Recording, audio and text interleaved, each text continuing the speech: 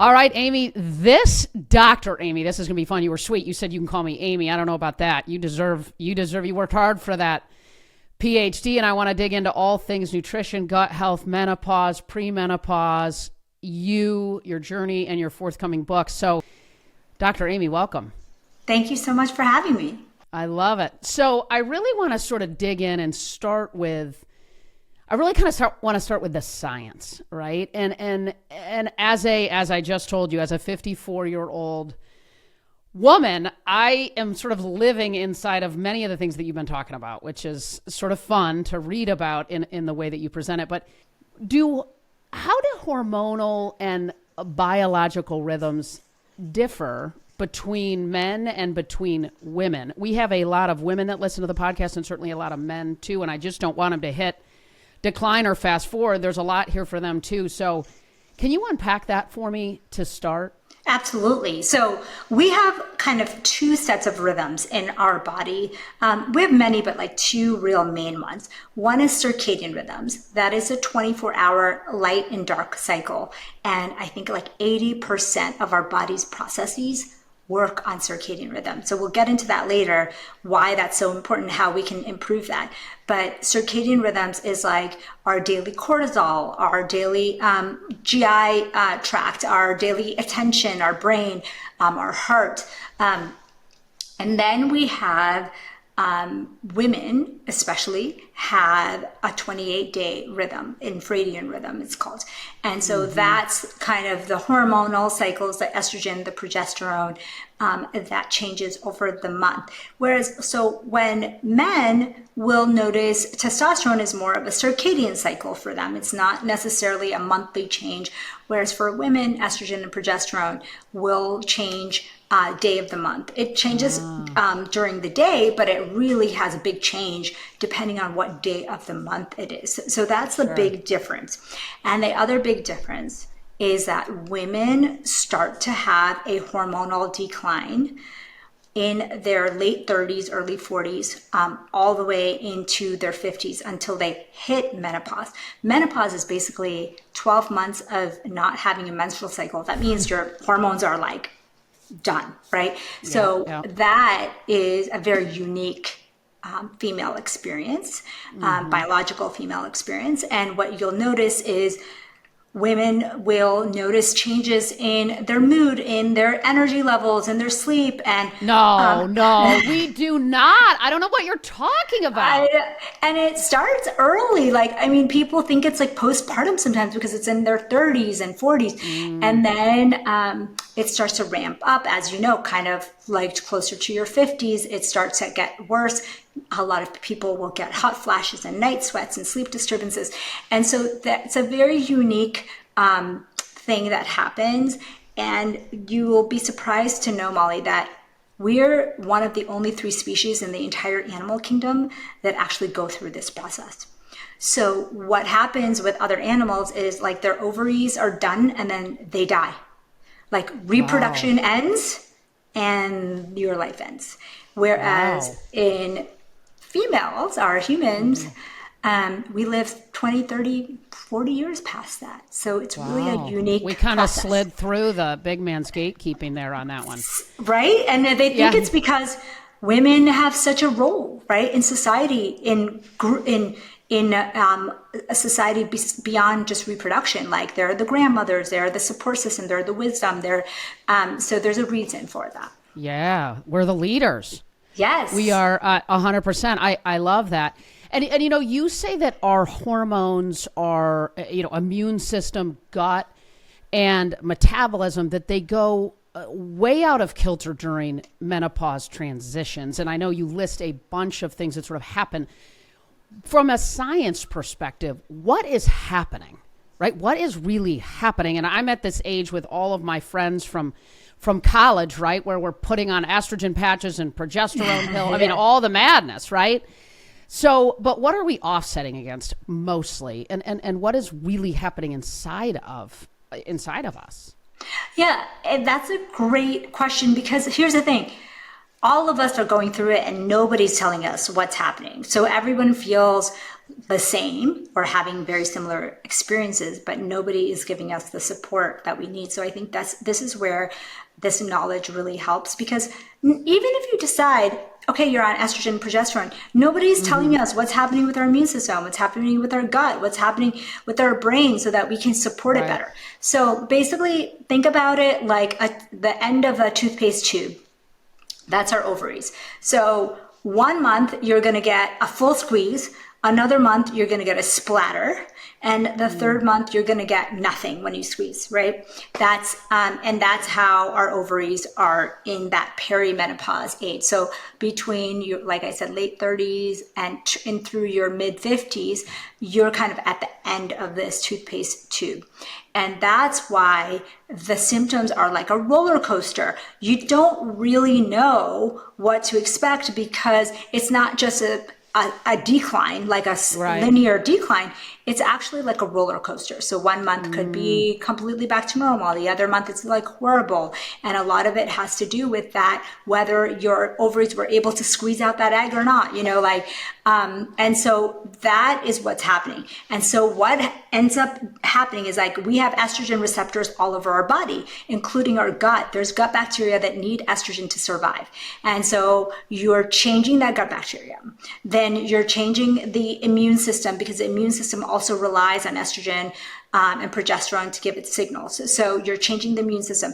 We have receptors in our brain for estrogen and progesterone. And so you're changing that. And so this is just all happening. I mean, this is just happening. When you say you're changing that, you just mean this is just automatically sort of happening inside of our body. Now, there's ways we can influence, which I want to unpack a little bit. But this is just happening. Yes. And yes, like you said, there are things that we can do to support ourselves through it, but it's not like you can just reverse it or something, or stop it from happening. Right. And so what are some of the early signs, right, that we maybe miss? I remember, right, I mean, you're right. I mean, I love my OB who delivered all 3 of our daughters, but I never sort of once began to anticipate this, or we didn't really talk about it. Like, hey, these are the kinds of things that you should expect, and these are the ways maybe that you can eat or work out, or the things that I'm a huge fan of to help mitigate this, or potential. I mean, all the things that maybe we can do proactively that I kind of wish I knew. And that's the mission that you're on now, which is cool. My mother, I'll give you an example. When I was in medical school, my mom was going through what she now recognizes as menopause. Back then, it's like she went to the doctor for a couple of different complaints. She was having trouble sleeping, and it was really raising her anxiety levels because she couldn't sleep. And then she's like, if I can't sleep, I feel anxious. And she was like, I don't know what's happening. She felt like her body was like deceiving her. And then separately, she was starting to have carpal tunnel and like frozen shoulder. And then separately, she was starting to have palpitations at certain times of the day. And so what the doctor told her is like, go to cardiology, go check out your palpitations, go to orthopedics to go check out your shoulder, go. And then for your sleep, like, I'm going to give you like an antidepressant because it'll help your anxiety and your sleep. Okay. Wow. And she literally said, she's like, I quit my job because I thought to myself, like, my body is out of control. I don't know what's happening. There's all these things that are going wrong with it. And this is the experience of thousands of women, because you are feeling like your body's out of control. Nobody is telling you that this could be part of a natural process that's happening in your body. So most women, many women will feel sleep disturbances. Many women, there's a 40% increase in mental health disorders like anxiety and depression during this time. Wow. There's a for the husbands too, I would imagine. Yeah, exactly. Yeah, divorce rates go up, and then there's this whole musculoskeletal symptoms system that menopause affects. So there's there's orthopedic surgeons who specialize now in menopause, because frozen shoulder, carpal tunnel, very big part of how estrogen kind of affects our tendons and joints, because when it goes down, you'll have issues with that.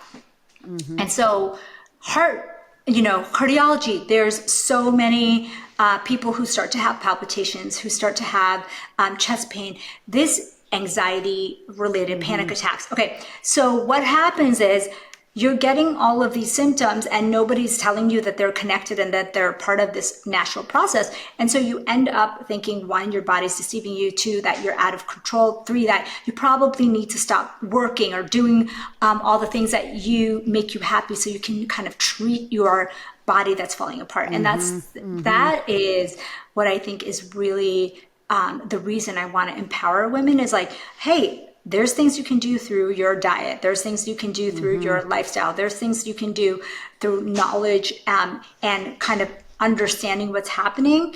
And actually, these can be the best years of your life. Well, but it's interesting. I mean, it's a little bit of what I would argue is a bit of a problem in our medical community, which is these specialties. And so you go to the guy about the pain in your shoulder, or the OB for various other issues, or you go to the weight loss nutritionist. I mean, but these are all connected. They're all. I mean, we are a body that's so dynamic in nature, certainly. And so, how can we do things differently as patients more than anything? Because that's sort of my lens at some level, and so many of our listeners' lens. How can we do things differently to mitigate this crazy train we can get running down, right, with these specialties, instead of saying, wait a minute, this is actually really what's going on in my body? I mean, is it a blood work? Is it some blood work that we need to pull more consistently as we get into our mid and late 30s and 40s? And then and how do we read that in a way that informs us to make better choices? Yeah. So unfortunately, there's no real quick blood test that you can do to see that you're in perimenopause or the menopausal transition. It is a clinical diagnosis, meaning that if you have these 3 to 5 symptoms that kind of go in and you're in that age range, you're in perimenopause. Because if you think about it, Molly, everyone is going through it. So if you're telling me that at 50 something, you're having hot flashes, you're having trouble sleeping, you're having palpitations, you're having shoulder pain, whatever it is, if I'm a good physician, I'm going to say to you, Molly, a lot of this is likely because of menopause.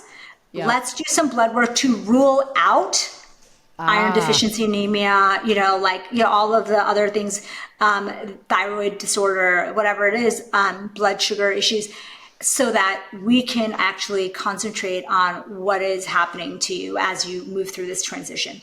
And then the other thing I would say as a patient is, all right, if you're feeling these things, you don't need anybody to tell you you're in that transition state. You can start making changes to your life right away. So what happens is you might have been the person in your 20s and teens that never really cared about what you ate or how you exercised or how you slept, right? You got away with everything. You could sleep like very little, drink all the alcohol, eat all the junk food. Me.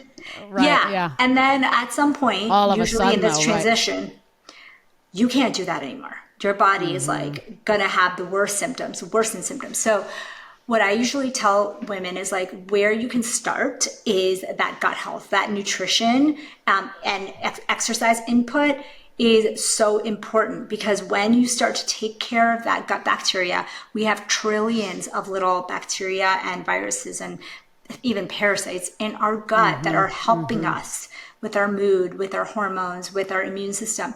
So start to support that universe that's living inside of you. And that's step one. So just to jump in, Dr. Amy, you'd say, so if you're having hot flashes or weight gain or sleep issues or brain fog or mood swings, you would say start by really considering the kinds of things you're putting in your body, the gut health. And how do we think about that, right? Like what would you coach people to think about relative to the kinds of things we should or shouldn't put into our bodies to help our guts and essentially ourselves perform candidly even better? Yeah, so the things that we know for sure that help women during this transition is having fiber. So I have a mnemonic actually that I think kind of covers the recommendations. It's called the 30-30-3. So 30 grams of protein in your first meal, 30 grams of fiber throughout the day, and 3 servings of probiotic foods throughout the day. So what that is, it's based on science. And for example, I'll work backwards. 3 servings of probiotic foods every day has been shown to lower inflammation levels, to improve gut health. We used to live in every culture in the world had fermented foods as a part of it: sauerkraut, kimchi, miso. And in our modern food environment, there's pretty much no one who's getting 3 servings of probiotic or fermented foods a day. Wow. And so that's one thing. Yogurt's a great example of something easy that you can do, like a Greek yogurt. And then fiber, 90% plus don't get enough fiber throughout the day. We get about 12 grams of fiber, and we should be getting about 30.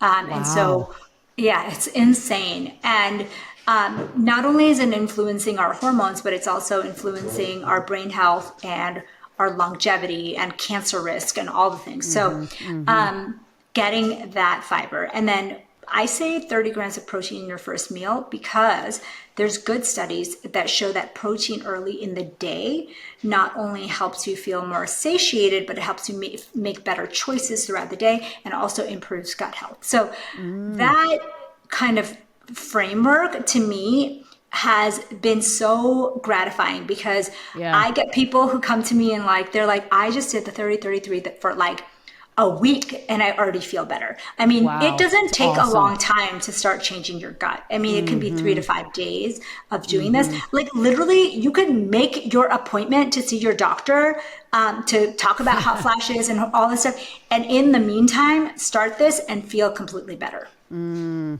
And so, for some people that have removed dairy, for example, from their diet, or eggs, or whatever it might be, and what are your top 2 to 3 go-tos in the morning that do have that protein component to them to help lift that total protein? So people who don't do dairy, so people who do dairy, you could do a Greek yogurt parfait, whatever. You could get your protein. Greek yogurt is like 20 grams of protein, and you can add some chia seeds to it to add the fiber. You really can do a lot with that. But if you're not doing dairy, you could do an egg scramble with veggies. That's also a great way to get it. Another way is like a tofu scramble if you're not eating eggs or you're vegan. Another way is to have a shake if you're like, I just need something super fast. And you can get it that way. So it's not like I built this framework to be able to fit, whether you're carnivore, whether you're vegan, whether you're gluten-free, whether you can find something that you can have that will get you to that point. Like it's always, it's not such, now that we live in this like protein conscious world, it's not as hard as it used to be, because you can kind of figure out how to get that 30 grams. And that's kind of the easiest part of the 30-33. The next part, like getting the fiber, tends to be the hardest part. And the probiotic foods maybe is the hardest. So fiber is not necessarily just like all bran or whatever, the like, things that we've heard of. Avocados have a ton of fiber. Chia seeds, 1 spoon has 5 grams of fiber, 1 table. And then you could have blueberries. Blueberries are raspberries, super high source of fiber. And so it's not so hard to get it when you recognize what foods you could include in your diet that have fiber, right? Like if you kind of understand, I'm like, oh, when I first learned about this, I was like, oh, that's not so hard to include blueberries in my breakfast, to include, a tablespoon of chia seeds in my smoothie. Like you can do that, right? And getting up to 30 grams is like a great challenge to most people. It's kind of step 2. So you get your 30 grams of protein in your first meal, then you get the 30 grams of fiber. And then the hardest one, I think, for most Americans is the fermented foods, because we just live in a world devoid of fermented foods. And I was talking to someone from Europe the other day, and he was like, I don't find it hard to get fermented foods except when I'm in the US. And he's like, because most of the European countries have some kind of kefir or, fermented drinks and all kinds of like traditional foods. Like Germany has all this sauerkraut and, all this stuff. So it's really very hard to get it in the US. I mean, now that we have these specialty food stores, there's lots of options. But that's something that you could work on. Something as easy as raw apple cider vinegar kind of counts as a fermented food. So you can include that. And like I said, yogurt or probiotic cottage cheese is an easy one that a lot of people And I've gotten I've gotten a little upset. Like, and you can take, like, I put flaxseed in my smoothies or in, Yes. some yogurt in the morning. And then instead of, you can have apples just all over your house, right? And grab those as great snacks throughout the day, I Great. think, versus having Suckers or Snickers, that then you can. I gave a really great example on social media yesterday. So kiwi fruit with the skin on, okay? If you slice it, you can slice it with the skin on or eat it like an apple, whatever. If the sun gold one doesn't have the fur, if you don't like that. But the skin of a fruit actually increases the fiber by 50% and actually increases the antioxidant content by like 30%. Wow. And having it, just switching that one thing can make a difference. How important is this, Amy, when you think about, like, when you think about the person that's listening that's got the hot flashes and the trouble sleeping and all of that? Is this a pretty critical lever for women to lean into to help mitigate some of these side effects? Absolutely. And I don't want to underplay hormone therapy, right? But even if you're on hormone therapy, you need to be doing this. Okay, and whether, so like it's and it's not if, it's not or, it's and you're doing your hormone therapy because you have severe hot flashes and you're changing your diet and your lifestyle. So the other big thing that I think is important for women to know, and I think you can probably anecdotally know this, is that our body becomes a little bit less resilient to stressors. So for example, you could do 2 workouts and skimp on sleep and then drink a ton of alcohol or whatever, party, and your body's going to recover the next day. Try that, when you're in perimenopause, and you're going to be completely wiped out. And so one of the things I really want women to understand is that they're not doing something wrong. It's just that you need to give your hormones, your body, a chance to recover.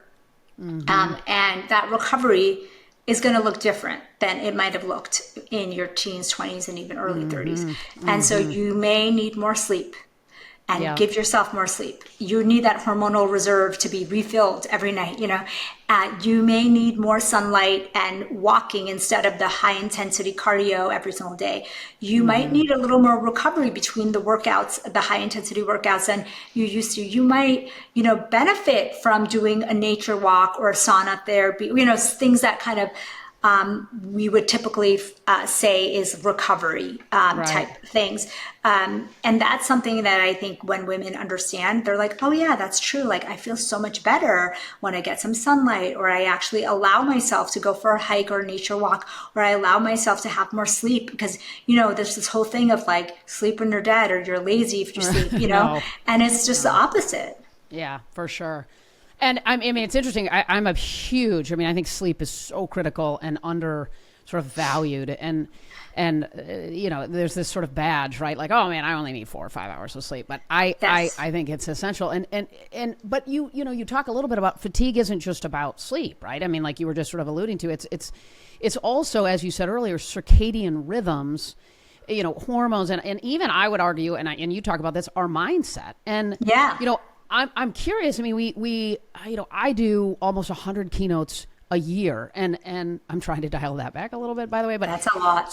So time zones and beds and hotels and airplanes. And I'm curious, like, what is that? Like, how do we as busy leaders in the world, which is certainly way more, lots of that. What are the things that we can do as leaders, both for ourselves, but actually even too for the people that we lead, so that we can optimize our health, but also support the people that we lead, who are also sort of living, busy lives and moving around and finding themselves in different settings, and all of those things that are critical. I know that the temperature of the room is essential when we sleep. And then I get to some of these hotels, right? And they block the thermostat, right? Like, and then I got the maintenance guy up there with me hanging out. So I'm curious. Or there's so much light coming in through the windows and you can't get rid of it. Okay, so this is personally for you, Molly, and everyone who is living that life, because I was I was a practicing physician in an office, and I never really traveled, and I didn't understand what this all meant until the last 2 years, where I was like, now I get what you're saying. Absolutely. So here's what I would say. When you are in a new setting, a new city, a new time zone, you need to maximize the amount of natural light you're getting. Okay, so this may be intuitive for some people, but for me, it wasn't. And I think this is the little shift that changed everything. So your body is constantly looking for input from the sun about what time of day it is, because it can retune everything, your hormones, your brain. So when you are, especially when you're feeling groggy, when you're feeling kind of like out of sorts, getting outside, not just through a window, but getting yourself in a place, or just roll down the window if you can't, being in natural light in the place where you are will change the way your body functions, because we have these light receptors in our retina that goes directly to the brain centers, and the brain will retune our melatonin, our thyroid, our estrogen, our progesterone, our energy. Like it wants that input so that it can kind of retune everything. Our gut bacteria need input from you to know what time of day it is, so you can know when to poop, when to sleep, when to digest. As you know, I'm sure you've discovered this, when you move to different time zones, your gut is like still left in the other time zone. You have to poop in the middle of the night, or you're not able to digest food, because they work on circadian rhythms too. These gut bacteria, these trillions. So that is the one thing I think could change your life, is like 1 hour total of nature time. So maybe it's a walk in the beginning of the day, or maybe it's a few minutes spread out throughout the day. But I think that's a game changer. And I almost always try to go for a walk wherever city I'm in. That's awesome. Because even though it's during the day, it's setting you up for the night, because your body automatically knows from the input what time of day it is. Yeah. And I don't know about how you do this, but like, I don't change time zones when I travel. Like I stay on my, and I think that's really helpful you look like a little wacky at 3:30 in the morning in the gym in LA, but hey, I think it's an important component if you're not going to be there for multiple days. I think that's true. Does that help us? Yes, if you're not there for more than a couple of days, you should absolutely stay on your old time zone. And honestly, that is such a great tip for people. But if you're someone who's on a vacation or going to be there for like a week, then you want to slowly move things around. And then protect your sleep. So for example, you were kind of alluding to the fact that you want it to be super cold. And I was alluding to the fact you want it to be super dark. So those two things are like the main things. And I don't leave it up to chance. I have an eye mask and earplugs wherever I go. Because, I don't if you're up by the ice maker or the elevator, or if you're in New York City, you're screwed, right? Like there's nothing you can do about it. So I'm always traveling with those, because I know that the good night's sleep really does make up for a little bit of that jet lag and the time changes.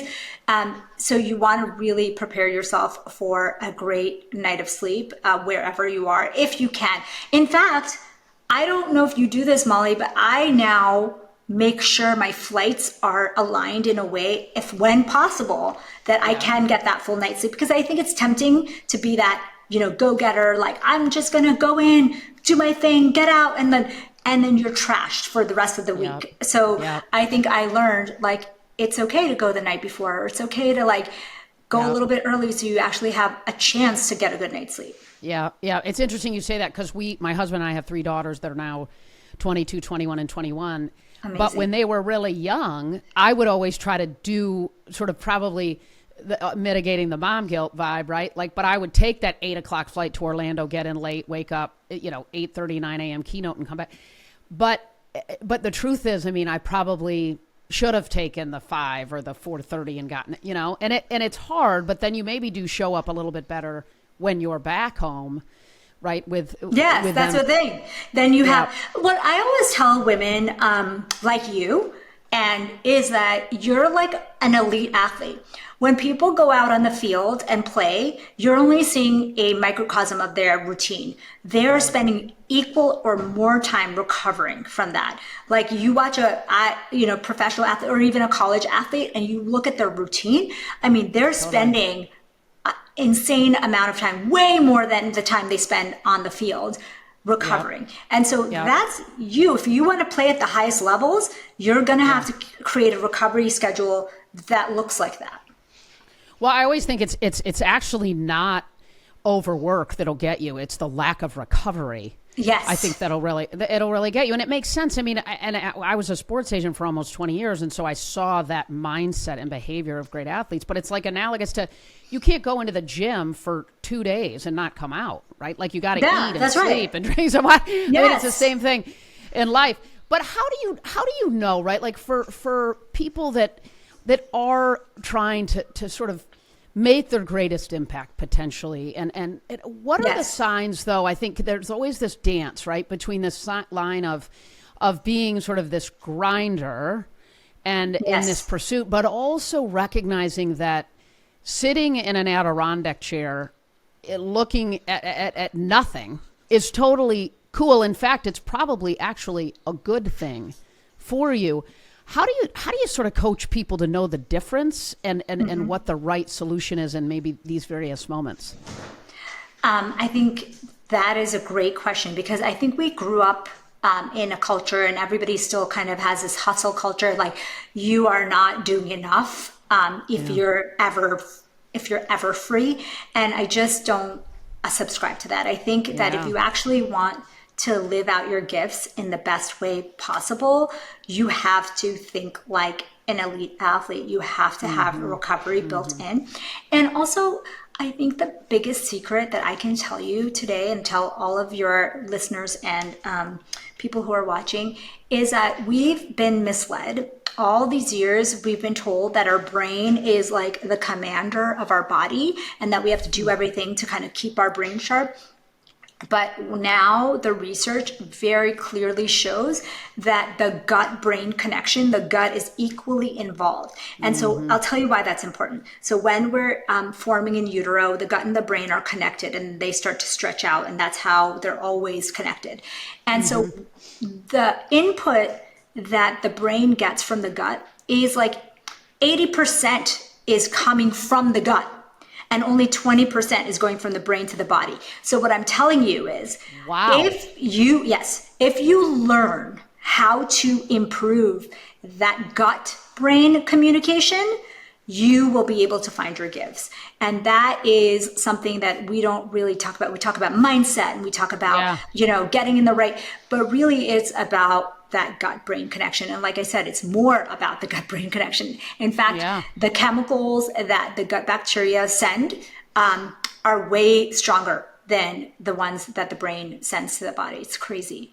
And so that's sort of starting with the 30-33. Yeah, exactly. Right? Starting to understand that we got to feed this trillions of people who are organisms that actually are working, are worker bees in our bodies. They're like little factories of neurochemicals. They send nervous system. They send hormones out. They send immune cells out. So I would say that if you're a woman or man and you're like in your 40s, 50s, 60s, and you're like, okay, this is like the latter half of my life has to be the best, I would say learn how to harness this gut brain connection. And I'm telling you, you will find your gifts that you never even knew you had. I love it. What about exercise, right? Like what kind of exercise, is essential? It's sort of in this phase, right? And I know you talk about 4, 3, 2, 1 movement. Yes. So unpack that for us a little bit, if you would. Okay. So here's the thing. The heart is like a muscle. And I don't think people really realize that. Like it's a muscle that you can make stronger. It's a muscle that gets weaker. It's a muscle that gets damaged, just like the other muscles in our body. There is an interesting study that showed that you could take people who had never exercised and you could reverse the age of their heart by 20 years. And and that exercise is so doable for all of us. And so that's kind of how I structure my 4-3-2-1. The one is the magic kind of thing in this age reversal, heart reversal. They took people who had never exercised. So people who are different probably than us, like they're sedentary people and in middle age. And they started them on an exercise plan over 2 years. And this was done at UT Southwestern, Ben Levine's group. And they basically said, let's start easy. They started with just like walking and cardio. Then they started to add a little bit of weight training. So it was like maybe 4 days cardio, 3 days weight training. And then they realized that the last piece, when they were a year and a half in, they started to add these sprint days, like 1 day a week, where they would do a 4x4 sprint. And so what that meant is like for 4 minutes, they would work at highest capacity, 85% of their heart rate. And then then they would rest and then they would do it again, like 4 times. So Norwegian 4x4 is the official term, but anyone can make their own version of that. It could be just like, most people never sprint after they're, out of high school, right? Like they are never exercising that heart, and their heart doesn't get stronger if you don't push it a little bit. So, but again, these, in that experiment, they did it a year and a half into their exercise program. So they didn't start with sprinting, from day one. Like obviously those, like, if you're, they weren't ready to sort of kick it up a notch there. That's right. Foot So speed. like, I'm thinking someone like you, okay, or me, who has exercised all their life, maybe has a fitness plan as part of their daily routine. Adding a 1 sprint a week is something that really changed my fitness levels. And so what they found is when they looked at these people after 2 years of doing this exercise plan, their heart effectively anti-aged by 20 years. A 50-year-old heart looked 30. Wow. And so, because, that heart, as it gets older, it gets weaker, it gets harder, it's not as flexible, it's not as, and so when you look at heart scans, you can actually see that people are able to reverse it. So you can start this at any age. Like if someone's listening and they're like in their 60s, you can actually, it's a muscle. It's like we know that muscles get stronger when 90-year-olds start lifting weights, 100%. right? So, So I think that's really exciting for people to know that like in midlife, you could actually do things that could change the trajectory of the rest of your life. And then the other thing I want to emphasize is walking. So I think a lot of people think that walking is not exercise. And they, in our culture, you have to be in a gym to exercise.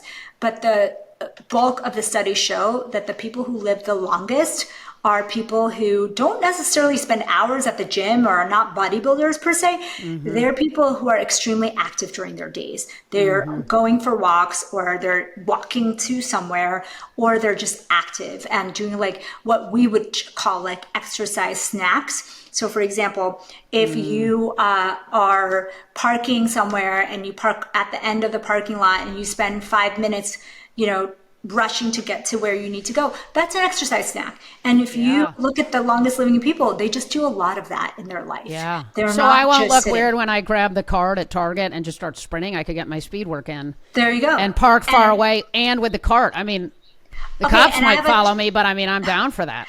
You're gonna actually, I'm gonna embarrass you even more. Okay, ready? You are someone who travels all the time. And maybe you're sitting on planes all day sometimes, right? So there's this amazing study that shows that you could do 10 bodyweight squats every hour-ish, every 45 minutes to an hour throughout the day. And that is better than doing a single walk at the end of the day. Wow. So like, okay, well, you might want to warn the gate agents at Delta because it's about to start. And that's the thing, like, it makes sense, right? Moving your lower body muscles, your big muscles, every hour, it gets that blood flow moving and your blood sugar responds to that, right? And so that is better for you than just waiting and sitting all day till the end of the day and like hoping you have time to go for a walk. Like if you can do both, great, but like this is going to help you. So there's versions of this. So you can, go into any place and kind of do those squats. I mean, you could do that at the office, you could do it at the airport, you could do it in the bathroom stall if you're embarrassed, it's like 10. Yeah. So 10 squats, just do it when you can, where you can, and don't worry about what other people think. Yeah. Yeah. I love mean, it. I think it's like something that's such a simple intervention that's going to make such a huge difference. Well, you're right. I mean, I think there's so many things that we can do when we're moving that can help us. I mean, sometimes the other day I was waiting for my bags to come through before you're boarding, and Yeah. I was like stretching, and Yeah. but I mean, not like crazy weird, but like just a little bit, because it's a lot of, we get stiff as we get a little bit older. So 100%. it's critical to weave it in when you can, no question about it. So I'm curious, and then I want to hit you with rapid fire. What is the next big thing that you're anticipating, that we can be anticipating? I mean, if you were thinking, how do I help women? How do I help people skate to where the puck is going? Yeah. In regards to menopause, health, nutrition, gut health, all of that. Okay, I'm telling you, the next big thing is this recognition that gut health is health. That like this gut brain connection is your mood, your mindset, your motivation, even your athleticism comes from that gut. And so I think people are starting to understand that, but it's really this weird concept still. But I think over these next few years, people are going to start to understand what this actually means, and it's going to be the next big thing. That's where it's I going. love that. Wow. And do you have a newsletter, your website, your Yes. social? I mean, all of those things are great places that we can learn more about gut health from you directly, right? Yeah, so I have a new book called Hormone Havoc that's coming out. That's going to have everything basically that we talked about today in more detail, like the 30-33, like the exercise plan, all the things. I am on Instagram at Dr. Amy Shah. That's where I kind of hang out. That's my main social site. My website is amymdwellness.com. Oh, good stuff. All right, I'm going to hit you with a couple quick rapid fire. What's the one thing you wish every woman knew about this chapter of their life? That it can be the best one. I think everyone thinks we're on the decline. No, you're actually going to find your gifts, and you're going to do something really big in this part of your life. What's one habit that can wreck your hormones? Oh, drinking alcohol a lot, regularly. Yeah. What is something that you're reading or watching or listening to right now that is really moving you, that's inspiring you, that you love? I read a recent book called 10x is easier than 2x. I don't know if you've read that. Yes, have I? It's right there. It's killer. Yeah, Ben Hardy, it's a killer. those guys. Yeah, Ben Yes. Hardy. Yeah. I just feel like it's such a game-changing idea, and in all parts of your life. Yeah, for sure. So who or what is a game changer in your life, or that you have seen or that you look up to? Who's a game changer who inspires you, and why? Wow, that's a really good question. So many. I am constantly looking for mentorship. I'm constantly looking for. Okay, so someone recently, I didn't comes to my mind is Mel Robbins. I went on her podcast a few years ago, and we became friendly. And you know what she said to me? She's like, "I'm calling you Dr. Amy. You're wearing your white coat. You are going to announce yourself as doctor every time." And she just basically told me, you have permission to live big, to be big, to give your message out. And it's like, it literally gave me, I don't know if people have said that before, but it gave me that confidence. You need someone like that in your life. Yeah, we all do. Amen. I love it. Amy, Dr. Amy, great stuff. Gut health and everything else. Thanks for coming on. Thank you for having me. This was so fun. Super fun.